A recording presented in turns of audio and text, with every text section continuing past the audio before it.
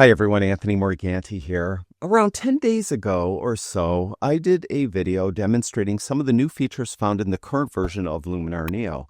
In that video, I mentioned that I'd be coming out with a free mini course on Luminar Neo. Well, this video is the first video in that course. In the description below this video, you'll find a link to my website. If you go to my website, you'll be able to download this video as well as the other two videos in this course, and you'll be able to download all of the raw files that I use in those videos. And I'm also throwing in a free set of 10 Luminar Neo presets that I created exclusively for this course. Now, again, everything will be free. Just click the link in the description below this video to download everything. Now, in this video, I'm going to get you started using Luminar Neo as quickly as possible. I'm going to show you how to get images into Luminar Neo, how to cull them, how to edit them, and how to export them. In the second video, I'm going to teach you how to do masking in Luminar Neo. And then in the third video, I'm going to do some real-world example edits, meaning I'm going to edit a wildlife image, I'm going to edit a portrait, I'm going to edit a landscape image, and so on, to show you some of the various tools found in Luminar Neo.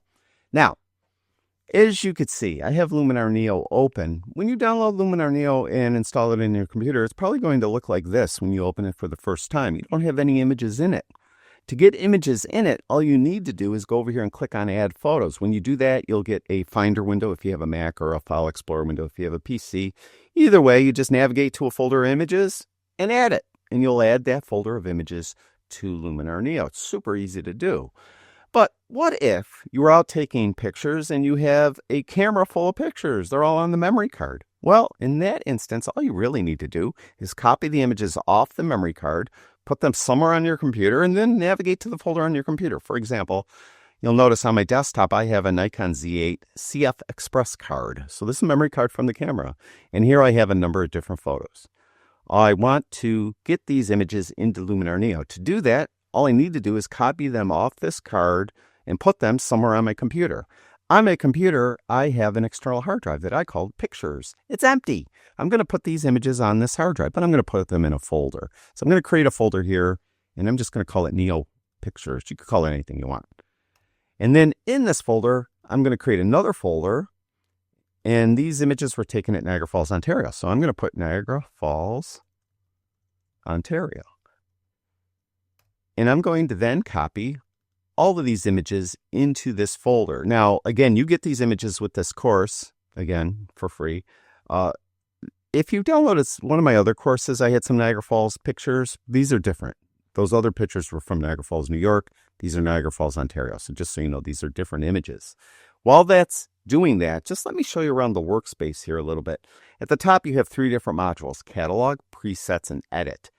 The Catalog module is your kind of digital asset manager. This is where you go through the images, you cull them, decides which ones you want to edit, which ones you maybe want to delete, maybe some you want to save for later, or maybe you want to put some in special parts of, different albums and things like that. You do that all here. Presets, as the name implies, that's where all the presets are. So Luminar Neo comes with tons of presets, so you could choose a preset, or you could just go to the edit panel and edit manually from start to finish.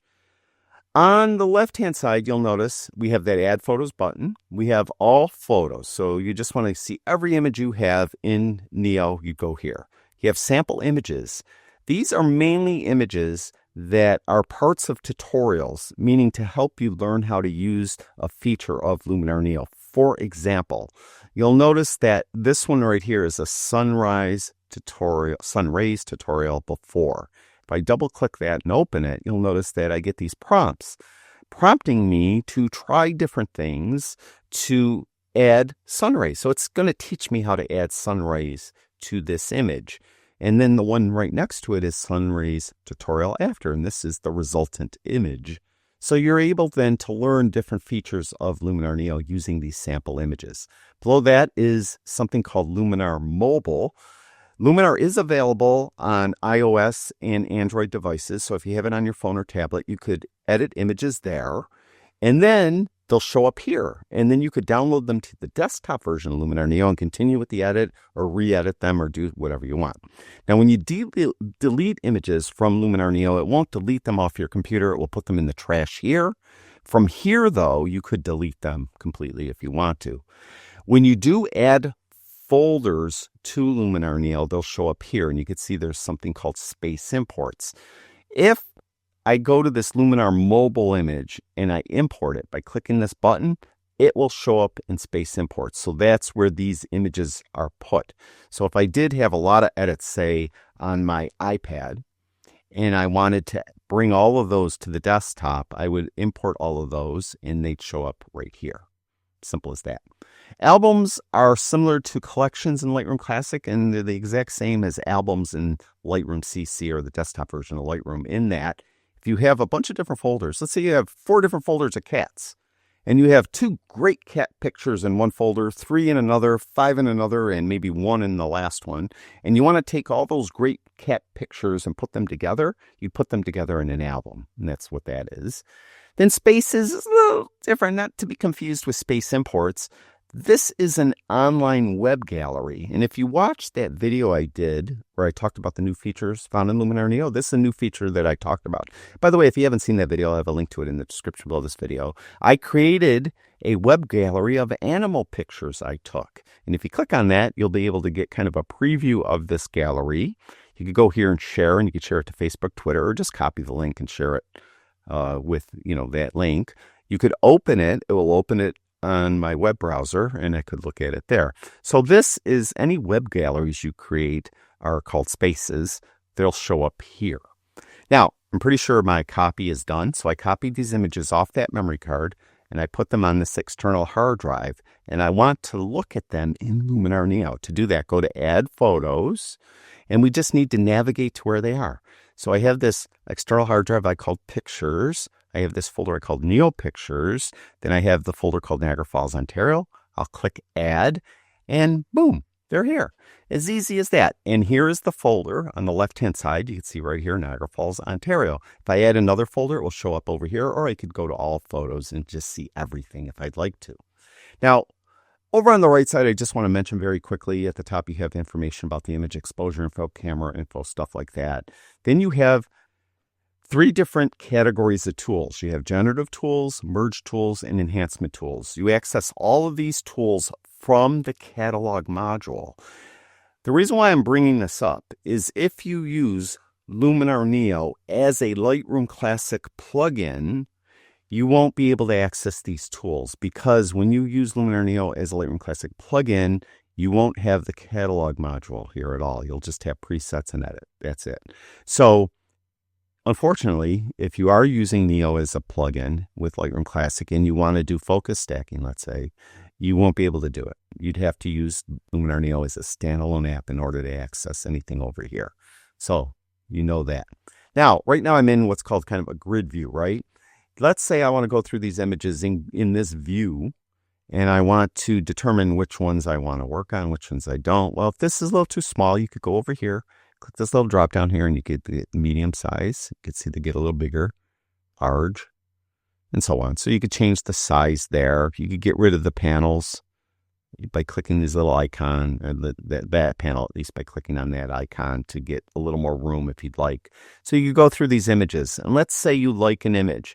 You could mark an image 2 different ways. You could give it a favorite flag, a reject flag. So you could flag it. That's one way. The second way is you could give it a star rating. Now, you'll see right below this image, when I'm in this grid view, I have the favorite flag right here. So I could give it that favorite flag, or I could unfavorite it, or I could reject it by clicking the little X. So it's rejected. When you reject it, you can see it kind of darkens it. Or I give it a star rating. Let's say I give it a 2-star rating. Just click the 2-star.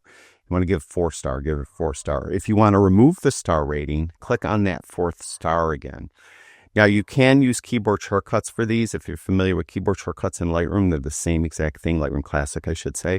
So if I want to give this a favorite, I'd hit the P key to pick it. To remove that flag, hit the U key to unpick it. To reject it, type the X key. So I rejected it. To unreject it, hit the U key again. To give it a star rating, say a 4-star rating, tap the 4 key. If I want to remove all the stars, just tap the 0 key. So 0 through 5 for stars, and P, U, and X for the flags. So that's how you would do that. Now you also could do that in another view. So if you're in this view where you're actually looking at the image, you could add the film strip to the bottom, which I like to do by clicking this icon here. So now we have the film strip down here. From here, you could still use the keyboard shortcuts, but you'll also notice for the specific image, you could have favorite, reject it, or do the stars here if you want. So you also could do it there.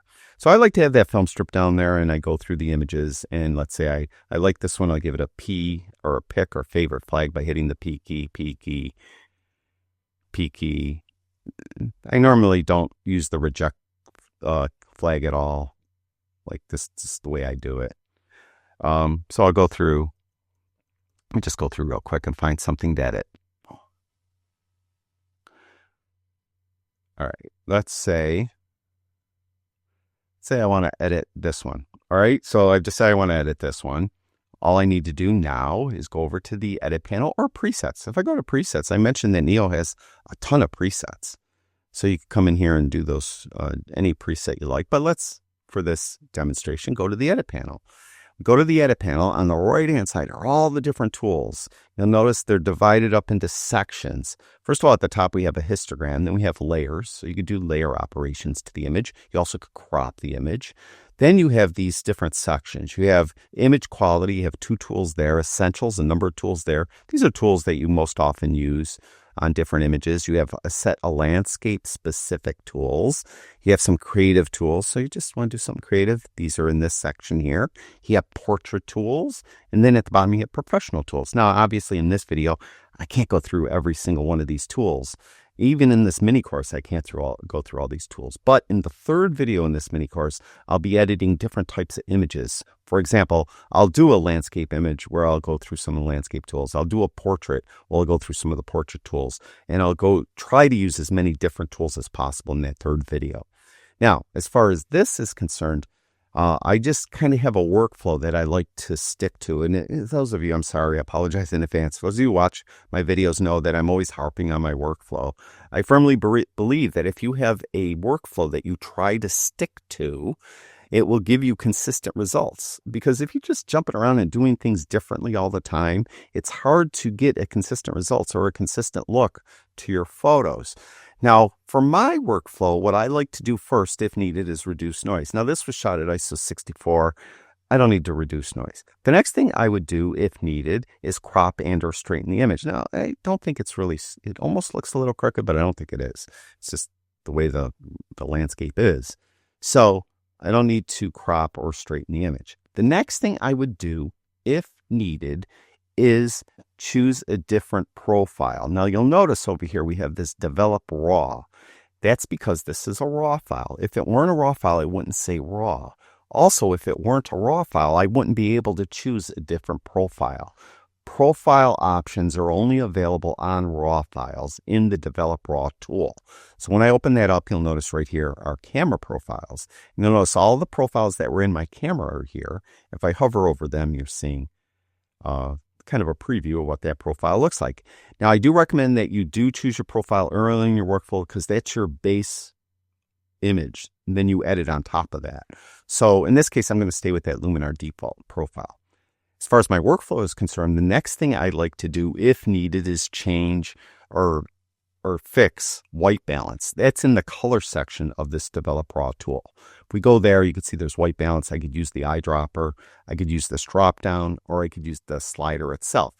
You'll notice that the slider is in Kelvin temperature. If this weren't a raw file, it wouldn't be in Kelvin temperature. It would go from -100 to 100. So it's a little more accurate, maybe more fine-tuned of an adjustment using it when you're editing a raw file. You'll also notice that this dropdown has a number of different options, daylight, cloudy, and so on. Those options are only available on a raw file. If this were a non-raw file, the only option would be as shot. There wouldn't be any other option there. So those are the main differences in this develop raw tool versus the develop tool. And I'll show you more in a moment. Now, as far as this image is concerned, I'm staying with the Luminar default profile, and the white balance is fine. So what I'll do is I'll go right to tone next. Tone in Luminar Neo is the light section and the blacks and white section.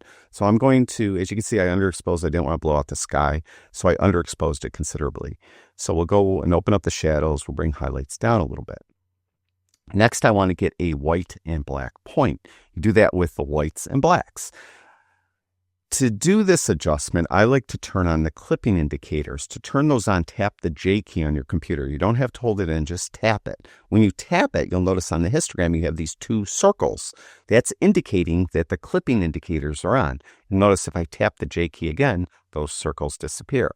With clipping indicators on, if I take the white slider and go to the right, you'll notice that I eventually get red on my screen. That means I'm blowing out the highlights. Personally, I don't like to blow out the highlights, so I'll just pull that back until all that red dissipates. So for me, that's a perfect white point adjustment. Same thing for the blacks slider. I'll move this to left. Eventually, you'll see blue come on the screen. That means I'm crushing the shadows. I don't mind crushing shadows a little bit sometimes on landscape images. See, there's maybe a little blue there, a little blue there. No big deal. Now, I think I've adjusted tone fine. I'm going to turn off the clipping indicators by tapping that J key again. So far, so good. Now, next thing, maybe I want to do something with color. So we'll go to color. And now I'm looking at it. You know, it does look kind of cool. Even though I wanted to adjust, if I was going to do something with white balance, I would have done it already. But that doesn't mean I can't do it now. So I'm just going to warm it up just a little bit. Just a touch. Move that to the right. And then I'm going to add some vibrance to the image as well. Now you'll notice then that if I'm done with Develop Raw, it still says Develop Raw, and I could open it up and I could still access those adjustments. If, say, I want to add structure to this for the sake of argument, all right? So I go to structure and I add structure. So I'm making it like really sharp, right? Not that sharp, but sharp. All right? Now you'll notice it doesn't say Develop Raw anymore.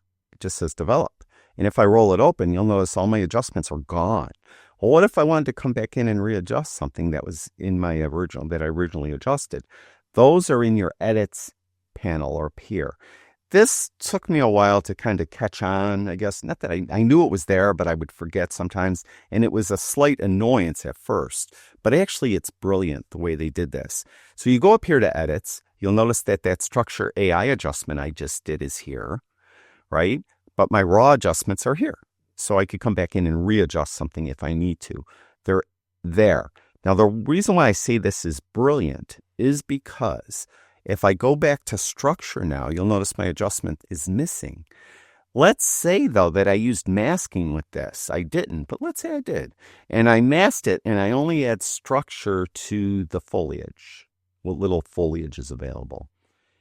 But I want to also add structure to the sky, but the amount of structure I want to add to the sky is different than the amount of structure I want to add to the foliage. Well, I would add the first structure to the foliage, then I would close it, then I'd open up a new one, and then mask this one for the sky.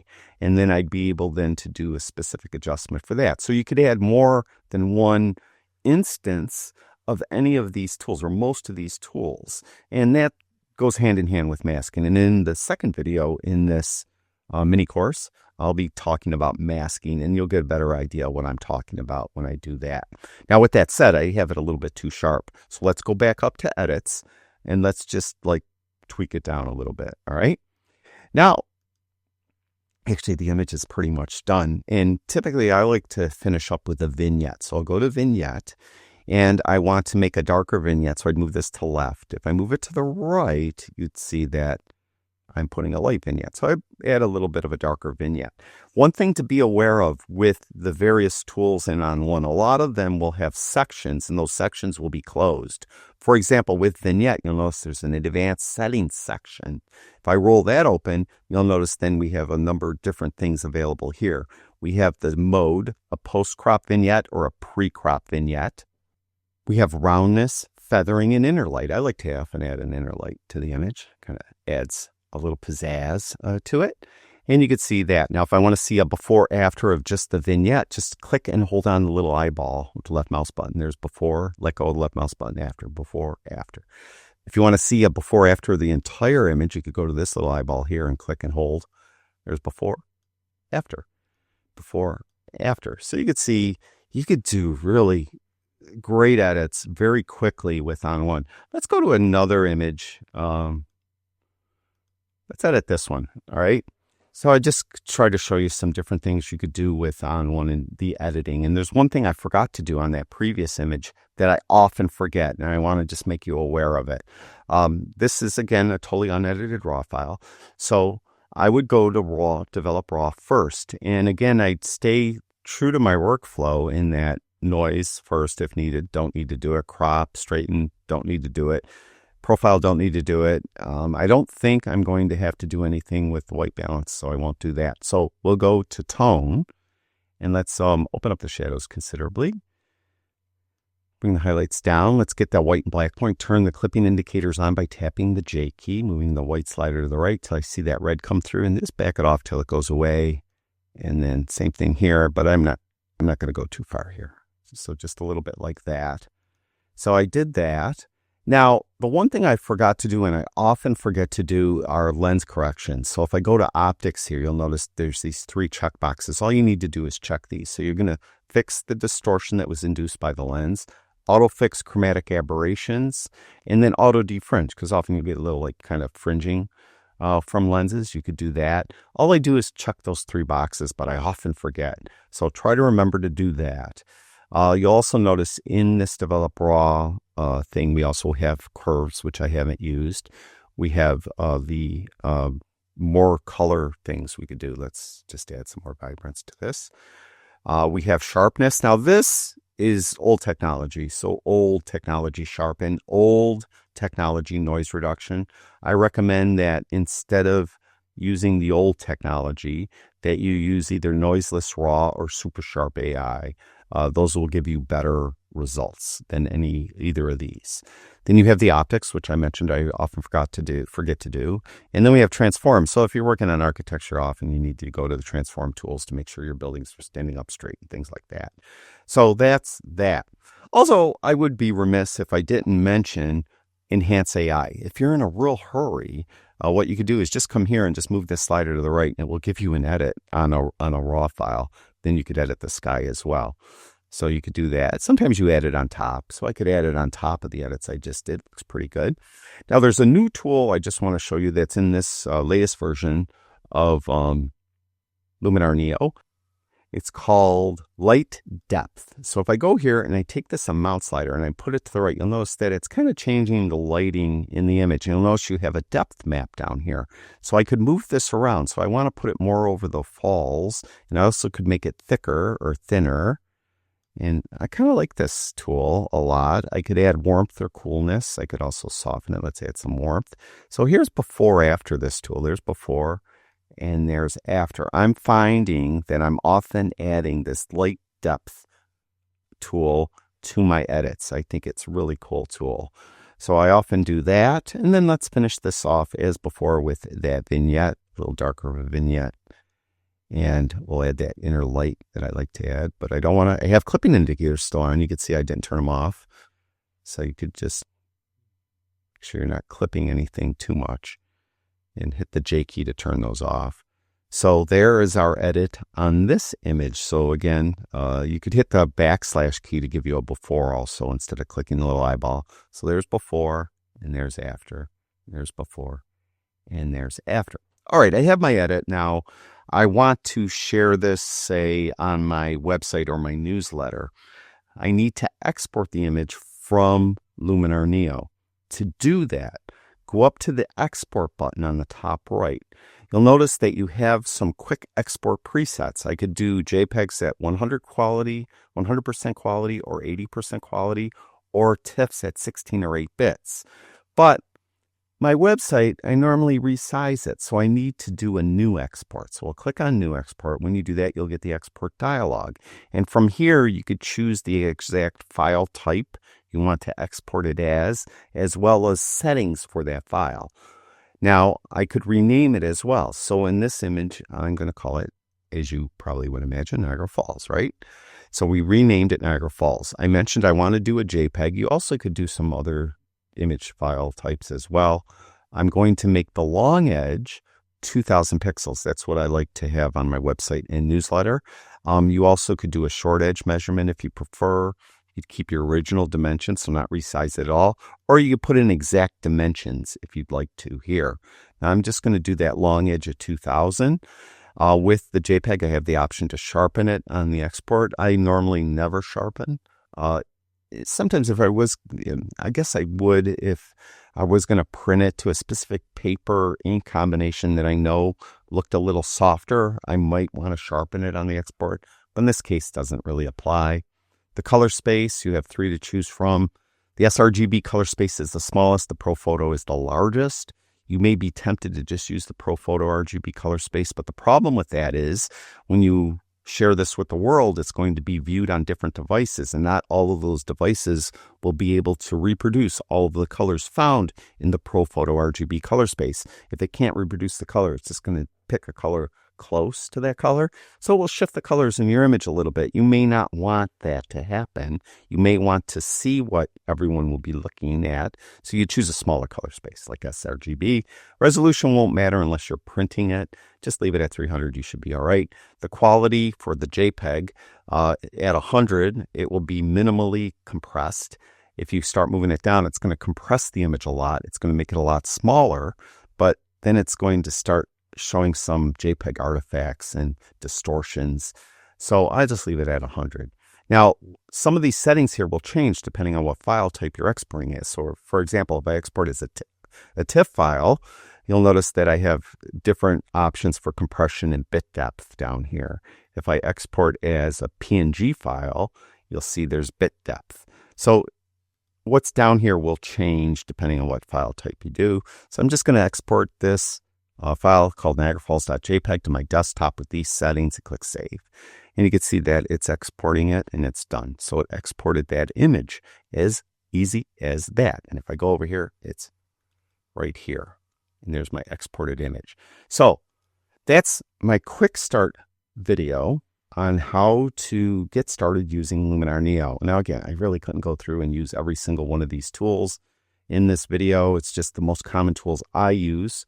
In the next video, I'll go into more depth and detail and masking.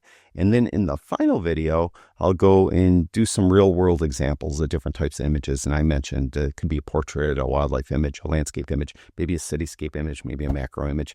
I'll see what I could dig up and we'll do that. And again, everything will be available on my website. You can download all the videos, all the files, and those free presets. And again, everything's free. So you can just download all that for free. I'll have that linked in the description below this video. Thank you, everyone who watches my videos. I really do appreciate it. Talk to you guys soon.